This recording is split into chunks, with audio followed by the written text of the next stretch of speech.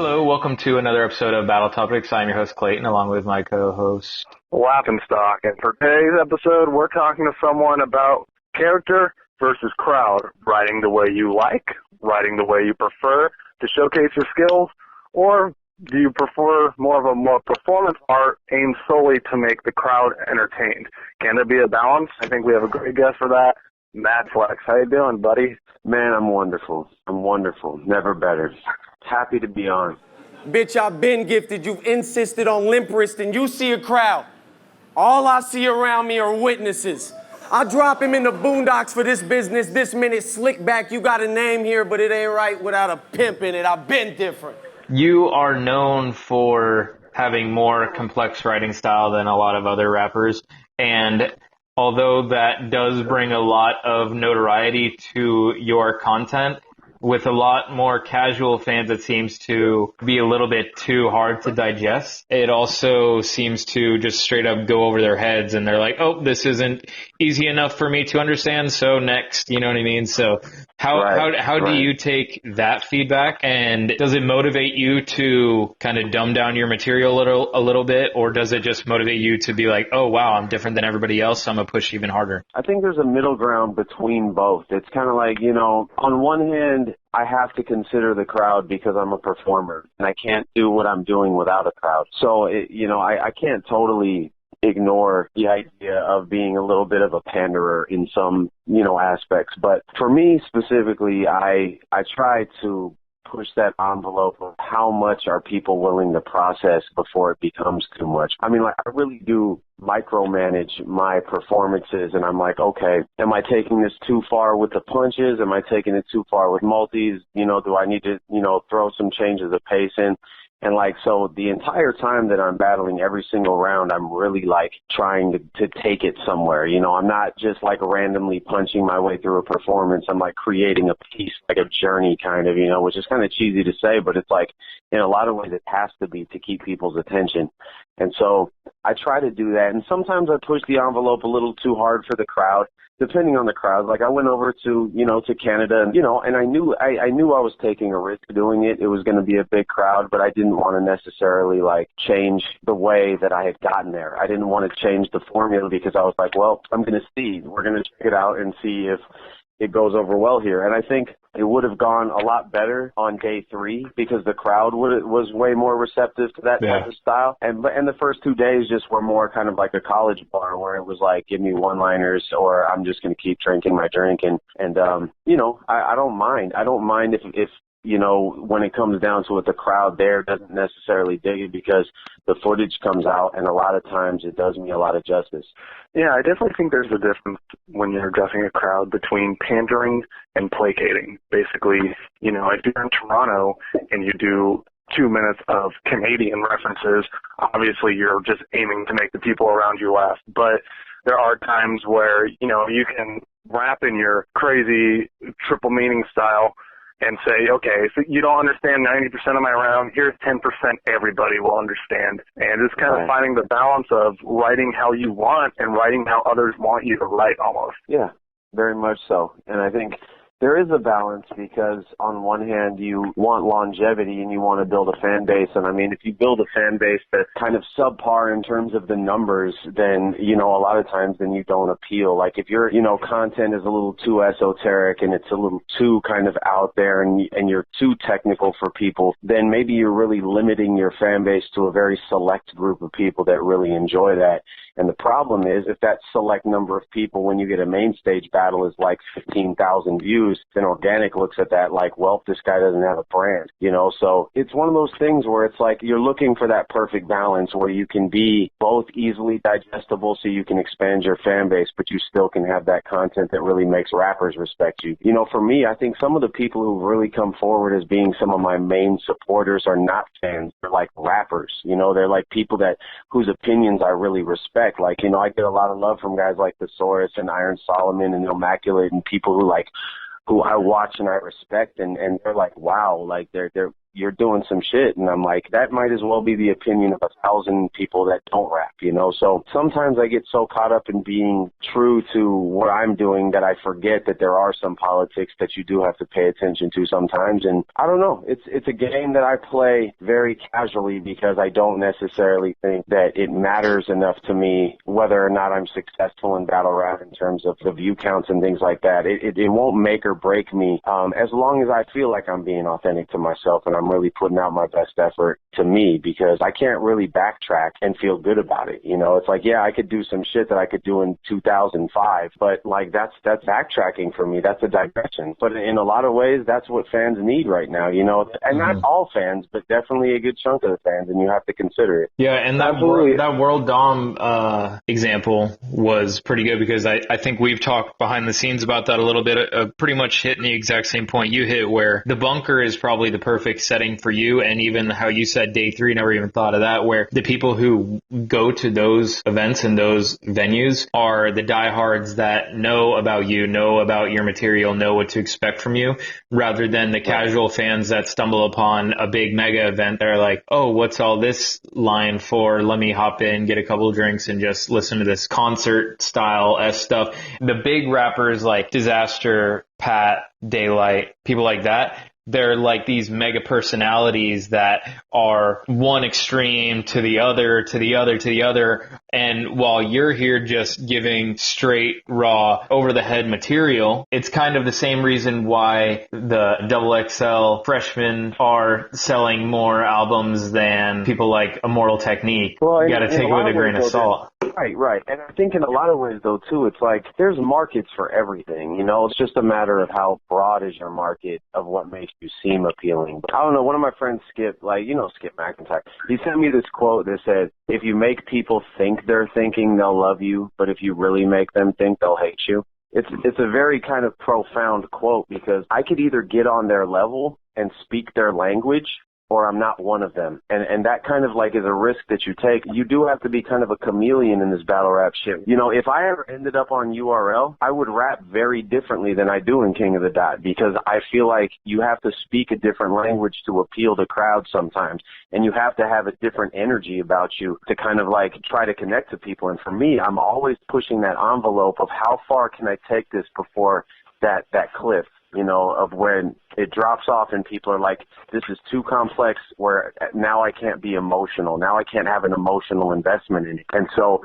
I might go crazy on a scheme and start taking it in a really weird place and just stop it right there and then just tell a joke, you know. That's kind of like the formula that I have. It's just very much bait and switch, where like I'm taking you one direction and then I'll flip you back into another direction. It's, you know, it's very strategic. Like every line that I have, I'm paying attention to, like, am I going too long with this very multi-heavy scheme, and is it time to like completely turn it over on its head and go in a different direction, you know? I don't think it's too exposy behind the scenes, but going into your bunker battle with Farrell, the thing that you know your voice incredibly well in terms of your material and how people process it.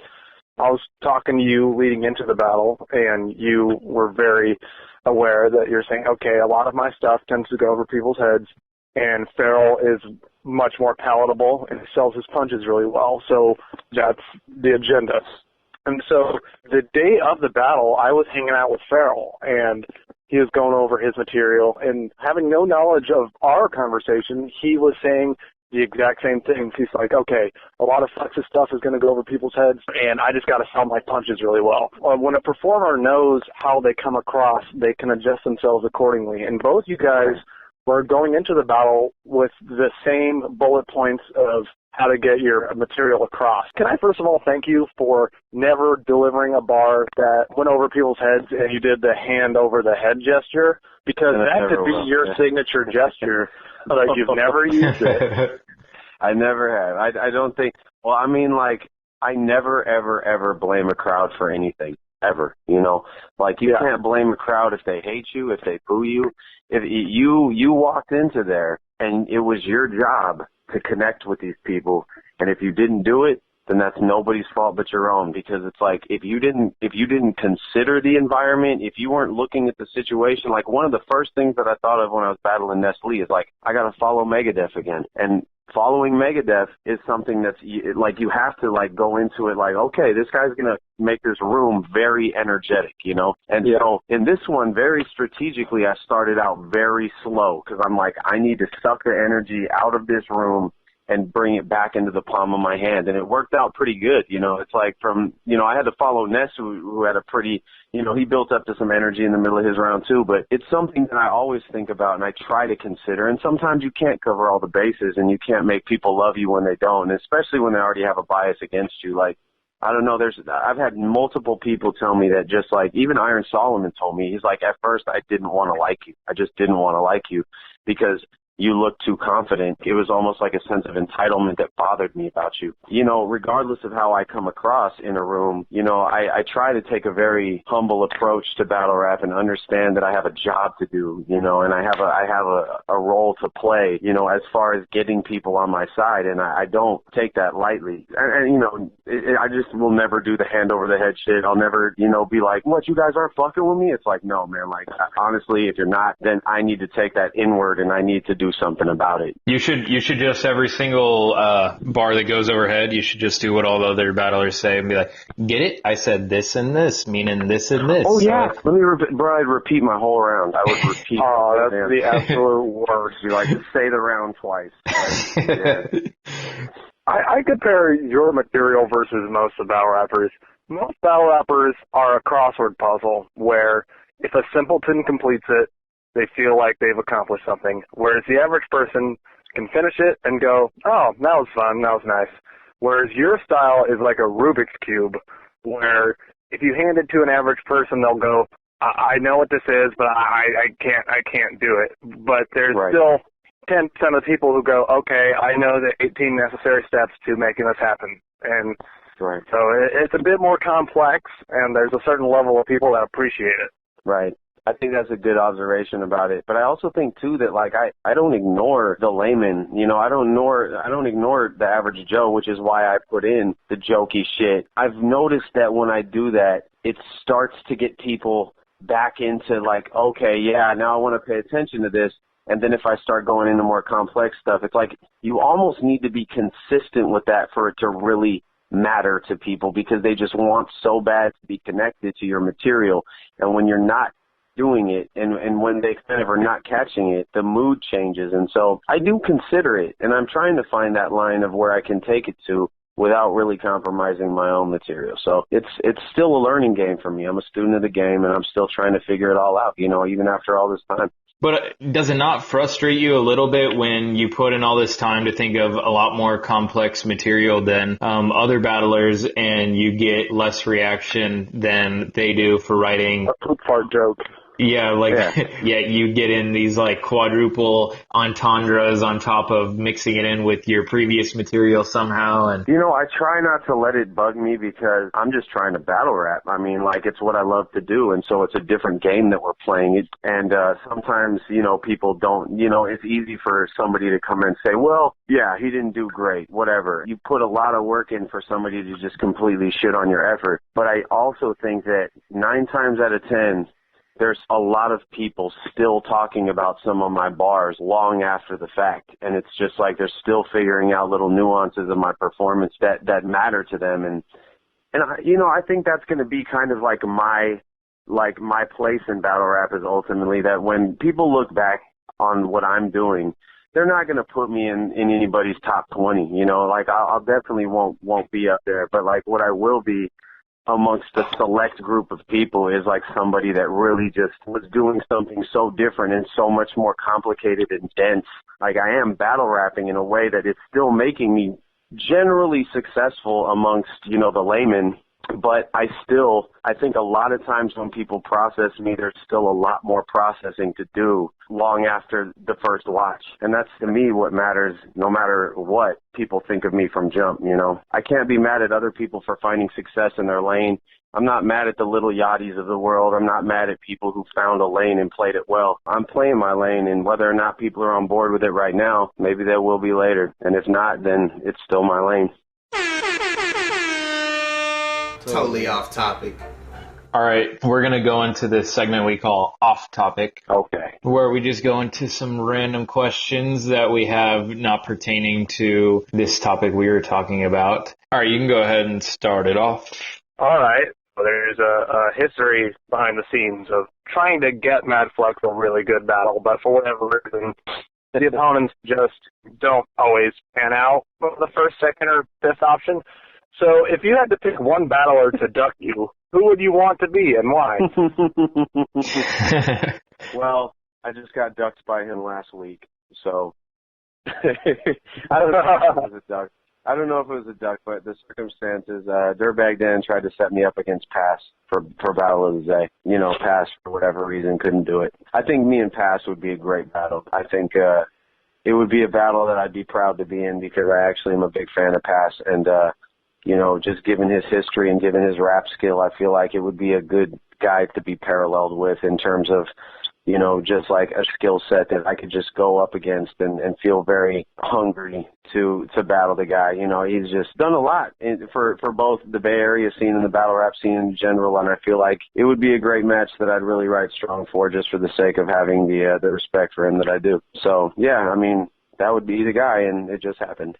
So. All right, so if Team Kia Soul were a Survivor Series team and you had to pick 2 pro wrestlers and 2 battle rappers to have in an elimination match with, who would you face? You 4 against 2 wrestlers and 2 battle rappers. Who would you want against you guys?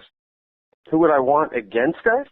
Yes, you 4. Team Kia Soul is a team. The other team, probably Gilbert. I got to keep them humble, you know, like Gilbert.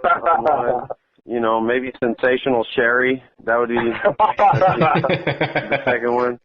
And as far as rappers, man, like I'm like, what rappers to get into a fight with Reverse and Peanut and Fredo? Somebody's gonna have to take care of Gilbert. He's gonna be all over the place. But I think I would have to go with maybe the entire Vancouver division. You know, just mix and match the Vancouver division. That kind of leads into sort of to the next question. Who would win in an arm wrestling contest? Psychosis with one arm or Sharon with both arms and one of his legs? So Psychosis is using one arm and Sharon is just basically hanging on a la cliffhanger Sylvester Stallone, like trying to save the girl. Man, this is a lot, you know, harder to decide than it should be. Yeah, you know what? One thing I will say is that Sharon is, you know, everyone's like, oh, Sharon's like 6'3". Like Sharon. Yeah, no, he is just like exceedingly tall. Yeah, how did this guy become, you know, such an object of people's like feeling like he was not threatening when he's a big dude? Well, that being said, Psychosis though. I think I'm gonna go with Psychosis. You know, I don't know. I've seen his delts, and you know, it's like he's got the forearm definition. That I have a lot of faith in Psychosis, man. That's my man. We're going with Psychosis with his one arm against Sharon's just sheer will. All right, so next question is pretty simple. Are the rumors true that you can grow a 5 o'clock shadow by 3:45? You know, I wake up with a 5 o'clock shadow. It's like a 5 o'clock in the morning shadow for me. Like, you know, I'm Spanish, so like I just have the Spanish curse where it's like it just comes in quick and dirty. Like, just it's crazy because ever since I've grown the beard, it's become such a topic of conversation. Like, you know, I've been going to my barber for a long time, and he like lined the beard up, and you know, he's been doing. So when it got like extra fresh the first time, I was like, holy shit, that's a beard.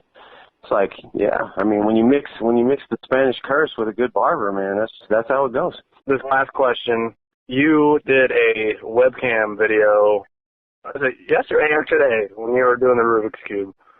Well, that was yesterday, yeah. Yesterday. All right. And you confessed that you are a fan of Clean Paper. Oh, yes. Clean Paper's the truth, man. I like him a lot, yeah. So, being that you're a fan of Clean Paper, who would win between SM and Big T? Clean Paper. nice little bait and switch there. That's a good match. That's a really good match. SM and Big T, man. I didn't know if you actually wanted me to answer that one, or you just really wanted to throw me off with the old thing. No, it was a little bit of both. No, I really did write a real question about that, but I threw that in last minute. Dude, I like. You know what? I am such an SM fan that I will never bet against SM in my life. Mark. SM. Yeah, that's like my brother. So the real question is, if you had to battle clean paper, but you could only use single entendres and you had to use single syllable lines, no multis, would you do it? Yeah, I would do it just for the sake of being in the ring with the guy. He's one of those guys that, like, no matter what would get so much love that I would just have to sit there and sheepishly absorb whatever crowd reaction he got. I would definitely have to tame my whole persona down. I wouldn't come at him like trying to be really technical, because I would look stupid to a guy like him. No, I would just have to really be very direct and very threatening and be prepared for whatever consequences came with that. You know who beat clean paper? SM. Who's that? Oh, I saw SM did. SM beat and QP. He beat both QPs at the same time. Is that on film? It is. I love to say that because it's true and it did happen, but it's not a good battle because the whole thing's kind of a clusterfuck, and SM's really embarrassed about it. He wanted it to be vaulted, but that's a great thing to have on your resume. You battle both QPs at the same time. Yeah, I mean, it sounds like a great concept. It's just that, like, I imagine it was very shoddily put together. Yeah. But big fan of clean paper, and even more so of SM. That's the best out any of these interviews have ever had. All right, dope. But I appreciate you checking in, man. I know we've been ducking for a little while, but we finally took that smoke. Well, even we duck. Why not, right? No, I just am grateful that you guys had me on. It's nice to have a nice chat with you guys. Thank you for giving us a hearty session of insight and elaboration. It was refreshing. Always, and I appreciate you guys and what you do. And, thanks, man. Yeah, like both of you guys, I know how much you're putting in with all the content. So, I was running by Clayton. And, Clayton's the man. Like, he's like, we got to film all these mean comments. We got to film all these. I'm like, you're doing all of this? God dang, man. Like, Clayton's got his hands in everything. So, a one-man army. Dude, that's how he is all the time, and it's fucking amazing. It's really good. Hey, I appreciate it. I do appreciate it. So, keep doing what you guys are doing, too, and we'll chat soon. Yeah, and Flex, I would do mean comments with you, but no one ever says anything bad about your stuff, so it's like impossible, Yeah, it's, I don't know. There's quite a few. You'd be surprised. Look at some of my YouTube comments. Yeah, they're all the mean comments are just like, I don't get it. That's just that's just all the talk. Yeah. You know what the main one is? Man, Flex is corny. And that's like that's the default when it's like, I don't get it. Like, I just exactly. Flex is corny. I'm like, yeah, you don't get it. That's fine. I don't get it. All right, man. I'll let you go. Thanks. All right. Thanks again. All right. Thanks again, man. All right. See ya. All right, bro.